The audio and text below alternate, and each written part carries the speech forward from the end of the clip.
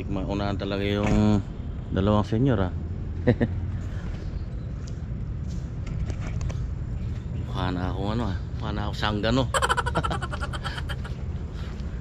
Haba na ng balbas ko, haba na ng buhok. Sus, di pa nakapagsuklay. Ano ba yan? Good morning po. Morning. Di ko kayo maunahan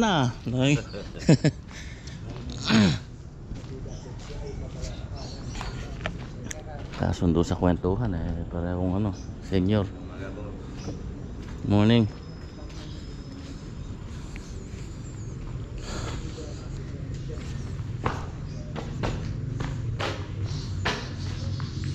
Rap na rap. Gandang kumapit ng niyan. Dry pack.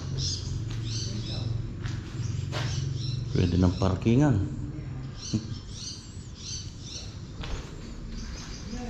Ang araw ngayon, Biyernes na naman. Bilis ng araw. Okay, schedule natin ngayon ito. Marami ng masonang walang gagawin. Papakler ko muna to. Tatanggal ko muna itong mga scaffolding na to para makler ito. Ang daming kalat to. Tapos papaayos ko na itong beam para matakpan din ito. Yung isa nga pala natakpan na. Ayan. Okay na to, natapos na. Babatakan na lang yan. Pantay na. Tapos dito tinitira na ni Tata Rene. Yan, tatakpan na lang din to. Naka-framing na. Yan dito sa may harap ng yung porch. PVC panel ito Yan. Ay, huli na to.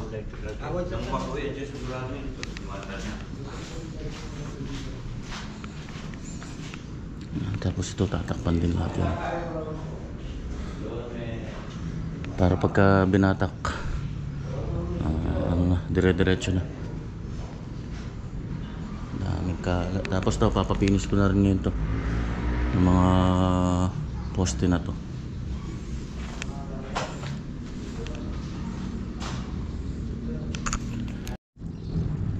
Tapos ito papapinis ko na rin to.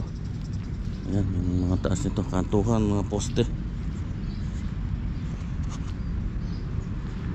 Bali ilan yung mason natin ngayon dito? 4.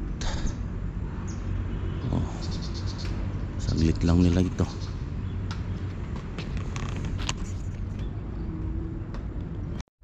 Ito pala pagkasarado ni Tata Rene dito, papabaklas ko na rin to.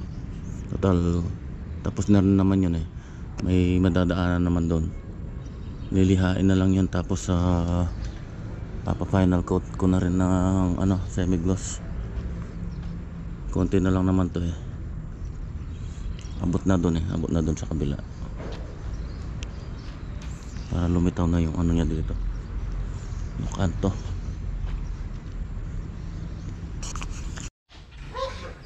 Tinatanaw-tanaw ko dito sa malayo yung ginagawa natin yung sipat-sipat ko. At ayos naman. Mumukha na talaga siyang bahay. Lumalapit-lapit na sa kanyang itsura, sa kanyang perspective.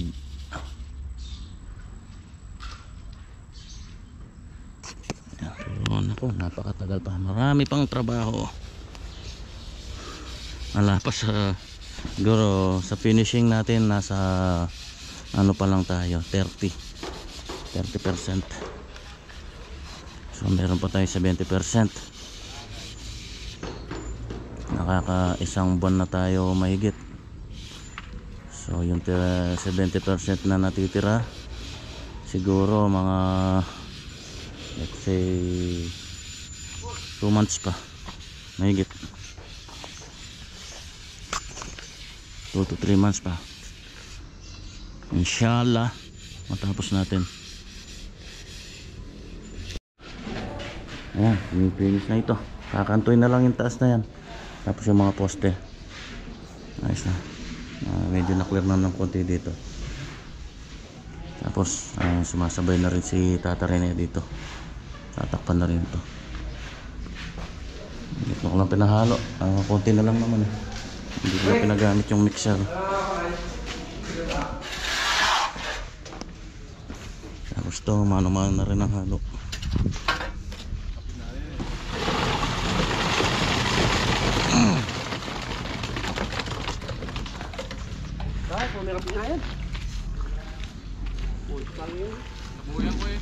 Kain may pa, patiningan may pa kanyan. Tapos pinakalkal ko itong mga kahoy dito. Tingnan yung anay Ayun yung mga kahoy eh. Pinapahiwalay ko yung maayos pa.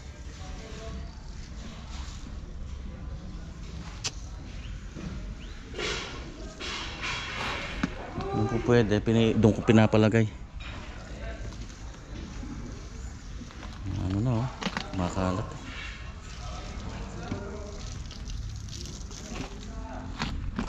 Dito yung kabila nung nakaraang linggo yata yon, may nag-create ng dito ng anay. Nagtanong ako kung halimbawa mga ganitong kalaking bahay, kung magkano abutin. Depende pala sa depende sa infestation ng anay, kung gaano nakalaki yung naaabot nila o yung nadadamage. Tapos ang sabi niya nagre-range ng 17 to 20,000 pag ganito kalaki. Tapos depende pa rin dun sa infestation niya ng mga anay. So, tapos nag-aano rin daw sila, nagtitreat na halimbawa bago magtayo ng building, nagtitreat din sila pag nag-foundation.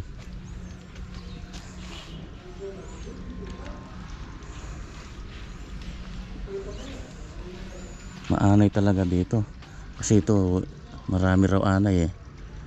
So posible na may dyan, may bahay ng anay dyan sa ilalim ng lupa dyan. Kaya yung mga kahoy natin dito na tinanggal noon, yung mga pinang scaffolding doon, kaya meron. Ayan, kaya nagkahawa-hawa na. Maraming kasi dito dati, halaman. Break time muna.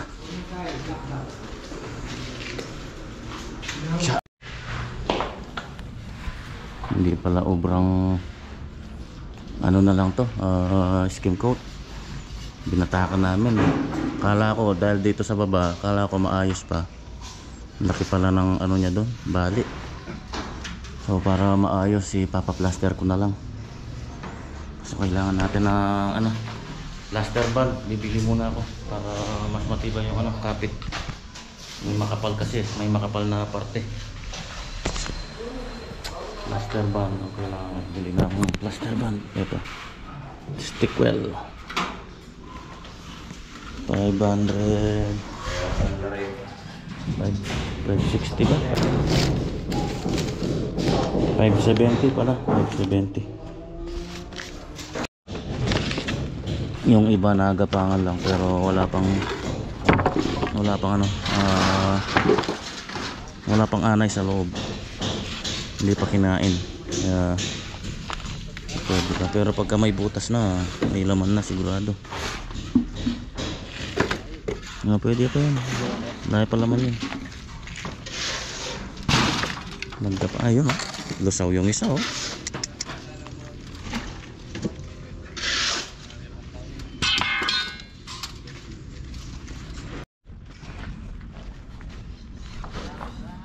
Napatanggal ko na itong scaffolding dito. Yan. Para mapatag yung lupa sa baba.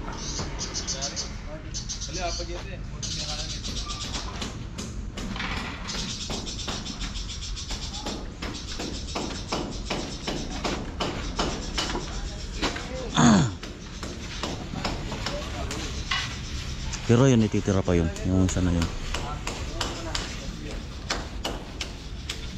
Hindi pa napipinis yung taas na yun eh. Merong isang ano dito, komplikado. Itong butas ng hagdan na to. Hindi nila kasi diniretso yung buhos nito hanggang dito. Tapos may butas siya dyan. So, hindi na natin pwedeng habulin sa ceiling ito eh. Ang ceiling natin dito, mababa pa siya ng konti rito. Yan. Tapos hanggang dito lang. So mangyayari yan, babatakan na lang ito. Kaso ito yung problema. Ito yung nagiging issue niya. Guang siya dito. So tatakpan ko na lang. Tatakpan ko na lang ito para magmukha na lang siyang buo dito. So, para makuha natin yung ano nito, yung level nito. Gumawa lang ako ng pangguhit. Yan. Para dito. Tapos ayan, kukunin lang natin yan. Ayun o. Para makuha natin yung kung saan yung ano niya, level. Ayan. Ayan. Tapos sa taas yan. Yun. Ayan yung susundin natin. Babaulan ko na lang ng bakal dito. Ayan, pakakapitin ko dito. Tapos bubuhusan na lang doon sa loob. Tapos sasara dito. Ayan, ganun na lang. Tapos babatakan na lang to. I-skim coat na lang. Tapos pintura na lang. Ganun lang yung pinaka paraan dyan. Hindi natin pwedeng habulin sa ceiling. Mababa na masyado dito. Ay, ceiling natin gaganon lang dito. Hindi naman didiretso dun.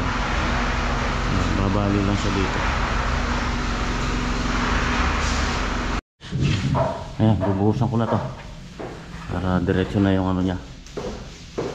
Bubuhusan ko sa may hagdan na yun para malinis na lang tingnan.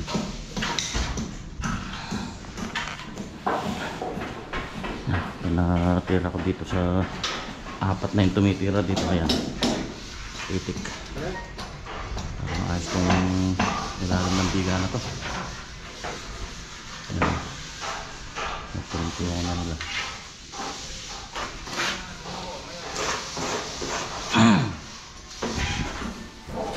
Hindi kayang sikmurahin yung dati eh.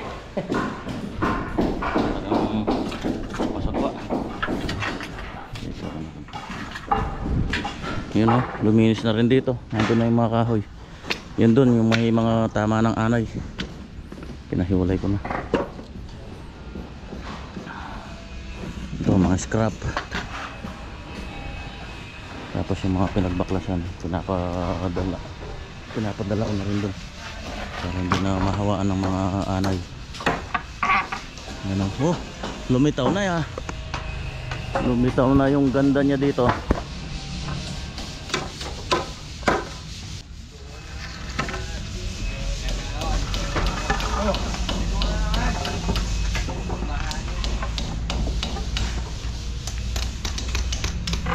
Papapinis ko na rin yung mga poste.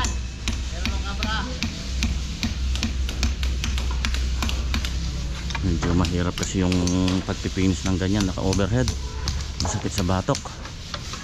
Kaya pinatulungan ko na si Tata Rene. Hirap ng ano na yan, pagpa-plaster ng overhead, mahangalay ka. May edad na pa naman si Tata Rene, baka manikip yung batok eh.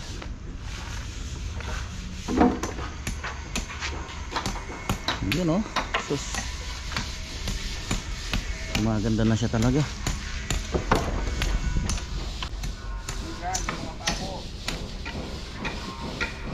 Shout out Kuya Bob at kay Ate Rines. Ayan po, gumaganda na yung bahay nyo. White House, lumilitaw na unti-unti ang kanyang perspective.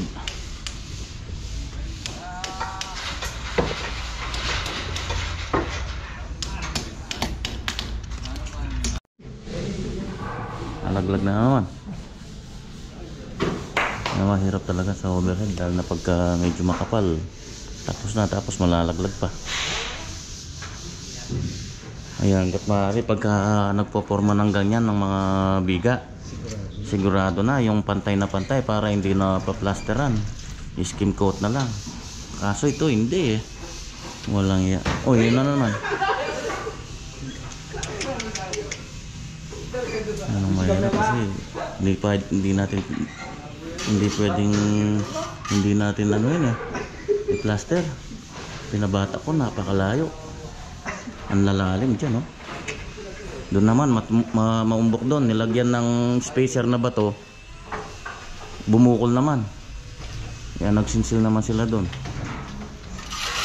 Wala tayong magagawa kundi ayusin na lang. Shoutout doon sa gumawa. Mga lintik kayo.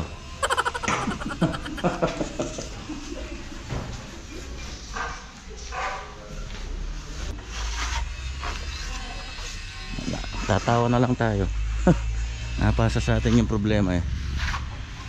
Sasabi ni Fred Aguilar, tawanan mo ang yung problema.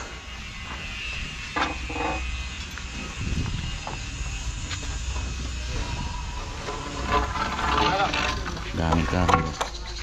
Marami pa yan. Marami pang tatanggalin. Mayos naman dito.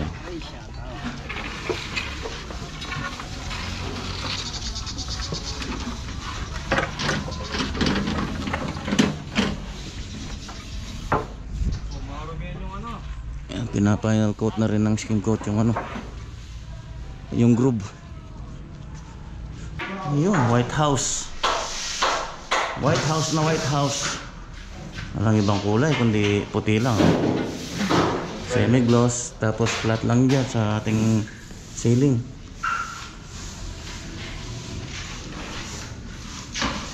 Prepare na rin ito.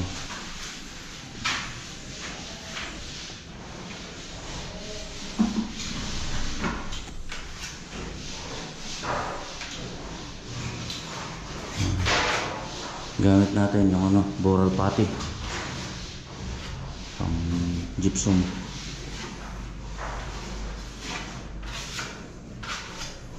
Expertise dyan si Brad. Paboritong tirahan ni Brad yan, ha Brad? Paborito mong tinitirahan ganyan? Kasi may ano siya eh, yung hagdan na lumalakad.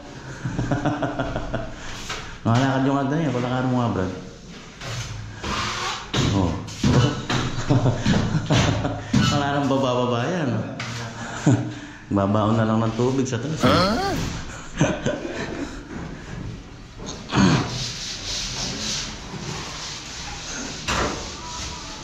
Sarado na rin. Ito, nili na to.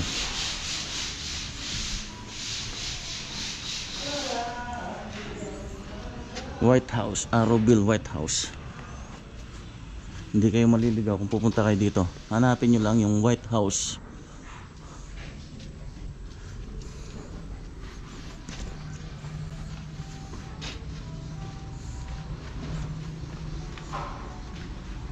Pati bakod, puti rin.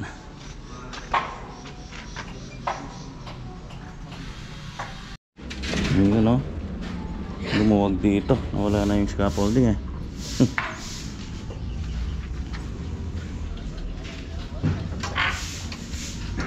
Sarap yatang magkape-kape dito sa umaga ya. Tapos meron kang tumba-tumba rito oh. Tinatanaw mo yung Mount Arayat. Ganda ng view dito.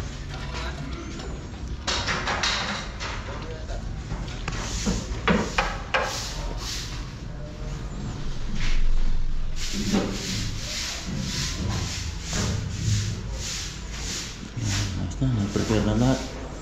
Tapos primer.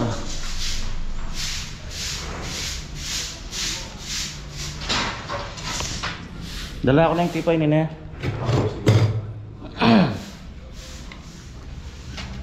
Ito nga pala, sinarado ko na ganito. Nagsara ko na kanina.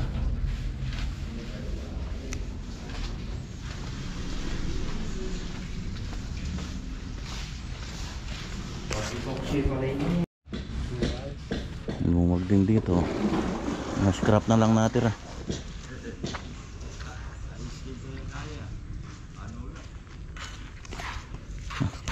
Asin ko na naman.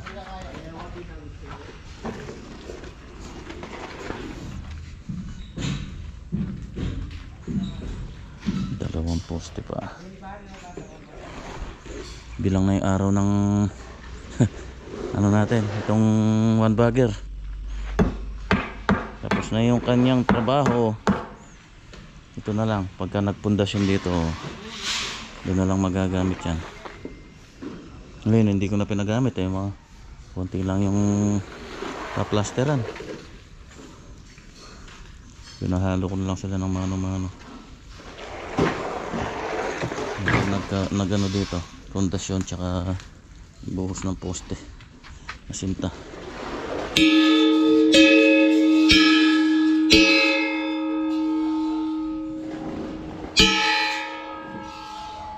May tawad pa. Yeah. Punasan na. Gamit doon na yung bar level. Bar level, baka makalimutan mo.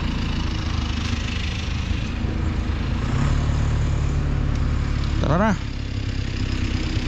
Uwian na. Daming mga motor. Parang pilahan ng ano toda.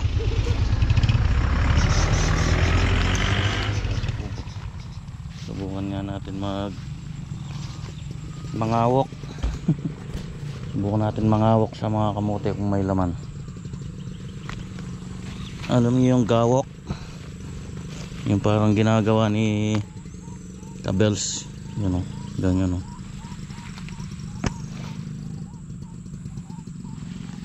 May laman na to kaso maliit pa lang.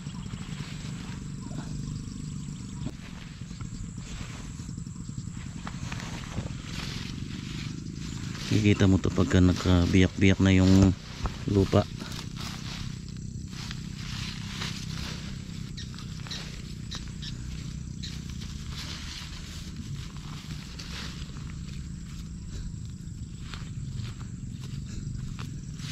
Wala pa. Sisimula pa lang.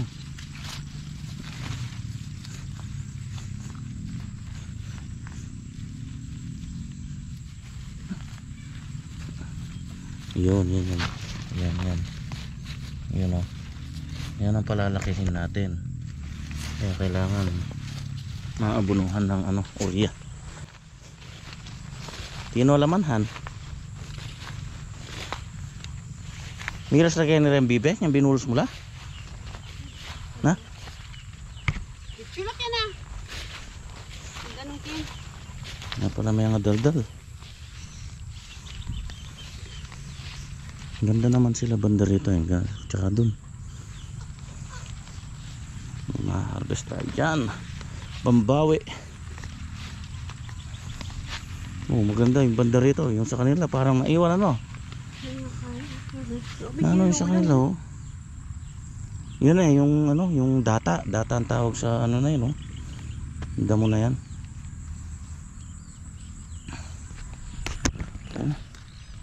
Okay, paalam po muna, bukas pong muli, Sabado na naman bukas at payday ng mga tropa.